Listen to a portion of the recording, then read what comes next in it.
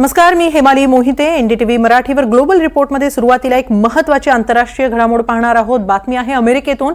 अमेरिकेचे नवे राष्ट्राध्यक्ष डोनाल्ड ट्रम्प यांना न्यायालयाने एका अब्रू नुकसानीच्या प्रकरणात तब्बल $50 लाख दंड ठोठावलाय. प्रकरण 23 वर्ष जुनं आहे. या प्रकरणी पत्रकार जीन कॅरोल यांनी ट्रम्प यांच्यावर बलात्काराचा आरोप केला होता. पत्रकार महिलेनं केलेला आरोप धादांत खोटा असल्याचं सांगताना ट्रम्प यांनी या महिलेविषयी अपशब्दही वापरले होते. या अपशब्दांनंतर महिलेनं बलात्कारासोबतच ट्रम्प यांच्यावर अब्रू नुकसानीचाही दावा ठोकला. मे 2023 मध्ये स्थानिक न्यायालयानं ट्रम्प यांच्यावरील अब्रू नुकसानीचा दावा मान्य करून त्यांना दंड ठोठावला. ट्रम्प यांच्यावरील बलात्काराचा आरोप जीन कॅरोल यांना सिद्ध करता आला नाही. मात्र ट्रम्प यांनी केलेल्या विधानांमुळे महिलेचा अब्रू नुकसानीचा दावा मात्र मान्य झाला. त्यानंतर ट्रम्प यांनी वरच्या कोर्टात अपील दाखल केलं होतं. आता ते अपील देखील फेटाळण्यात आलंय. येत्या 20 जानेवारीला डोनाल्ड ट्रम्प अमेरिकेच्या अध्यक्षपदाचा कार्यभार स्वीकारणार आहेत. मात्र त्याआधी आलेल्या या निकालानं ट्रम्प यांच्या प्रतिमेला मोठा धक्का बसलाय असं म्हणायला हरकत नाही.